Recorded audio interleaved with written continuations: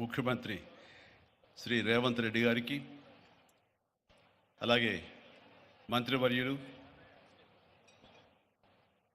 Tourism minister Jupally Krishnarao గారికి, ఇతర శాసనసభ్యులకు, ఎంపీ పార్లమెంట్ సభ్యులకు, మా సీఎం రమేష్ గారికి, ఇతర ఆహ్వానితులకు, నాయకులకు, మీడియా మిత్రులకు, ఇక్కడ విచ్చేసినటువంటి ఆహ్వానితులకు, అలాగే ఇక్కడ పనిచేస్తున్నటువంటి కార్మికులకు, ప్రతి ఒక్కరికి నా హృదయపూర్వక నమస్కారాలు. ఈ ప్లేసు మీ అందరికంటే నాకు ముందు తెలుసు.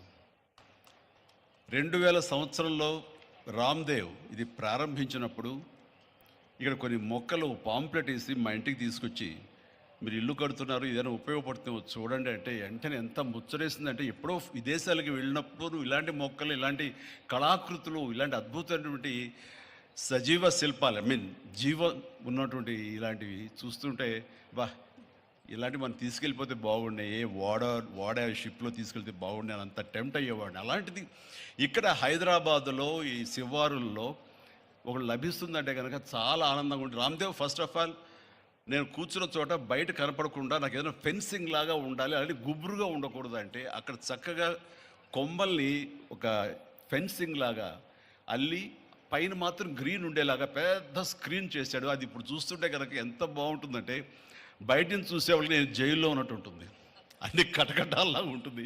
అది అద్భుతమైన కళాఖండంగా నేను ఫీల్ అవుతుంటాను. అట్లాగే చాలా అద్భుతమైన చెట్లు కొన్ని మా ఇంట్లోనే పెట్టుకున్నాను. ఇవి ఎప్పుడో 2002లో 2003లోనో మా ఇంట్లో పెట్టుకున్నాను. అప్పటి నుంచి నాకు అంత ప్యాషన్. ఆ తర్వాత ప్రతి క్షణం ఈయన ఎదుగుదలను చూస్తూ వచ్చాను. ఎక్కడ నాకు ఈయన రామ్దేవ్ ఒక వ్యాపారవేత్తలా కనబడ్డాడు, ఒక కళాకారుల్లా కనబడతాడు. అందుకే నా మనసుకి అత్యంత దగ్గరగా అయ్యాడు. ఆ తర్వాత ఏదైనా వస్తే కనుక చూస్తారా మొక్కలు అంటే, ఇదివరకంటే ఏదో వేలల్లోనో లక్షల్లోనూ చెప్పేవాడు, ఇప్పుడు కోట్లలో ఉందంట కదయ్యా. ఇప్పుడు నా సంపద అంతంత మాత్రమే ఉంది, కొనలేనేమో అన్నారు. కానీ చూడండి సార్, వస్తే మీరే టెంప్ట్ అవుతారు. ఇప్పుడు గౌరవ ముఖ్యమంత్రి గారితో పాటు అన్నీ వీక్షిస్తుంటే ఎంత టెంప్టింగ్ ఉందంటే, ఇవన్నీ మన ఇంట్లో పెట్టేసుకుంటే ఎంత బాగుంటుంది అనిపిస్తుంది. అంత అందంగా దీనికి కావాల్సిందని వ్యాపార దృక్పథం కాదు, కళాకారుల హృదయం, కళా హృదయం ఉండాలి. నా మటుకు నేను అతని ఒక కళాకారుడుగాను, ఒక ఆర్టిస్ట్గా చూస్తాను. నేను అంత తపన లేకపోతే, అంత ఇష్టం లేకపోతే సుదీర్ఘకాలం 24-25 ఇయర్స్ పాటు దీని మీద ఎక్స్పెరిమెంట్ చేస్తూ, ఎన్నో చోట్ల రీసెర్చ్ చేస్తూ, ఎక్కడెక్కడ ఏమేమి మొక్కలు దొరుకుతాయి, ఎక్కడెక్కడ ఈ శిలాకృతులు దొరుకుతాయి, ఆ శిలలు ఇక్కడ ఎలా తీసుకురావాలి అని దాని మీద అది దుర్భేద్యం అనుకోకుండా ఇది సాధ్యమే, ఇది మన ప్రాంతం వాళ్ళకి, మన హైదరాబాదుకి, మన స్టేట్కి అందం తీసుకొచ్చేది, మన దేశంలోనే గొప్పగా చెప్పినటువంటి గొప్ప పార్క్ అవుతుందని ఆయన మనసులో మెదిలిన ఆలోచన, ఆయన పడ్డ కష్టం, తీసుకున్న శ్రమ ఈ రోజున ఇక్కడ అద్భుతమైన కళాఖండంగా ఇన్ని ఎకరాల్లో చోటు చేసుకుందంటే కనుక నా భూతో నా భవిష్యత్తు.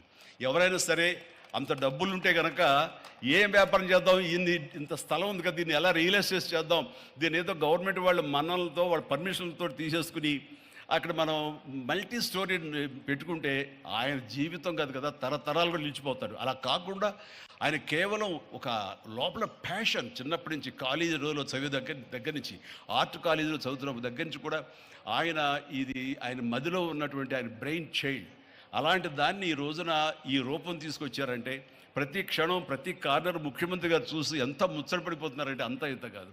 ఎలా చేశారు, ఇది ఎలాగొచ్చింది, అది ఎలా వచ్చింది ఆయన అడుగుతున్నారు. నేను కొన్ని అడుగుతున్నాను.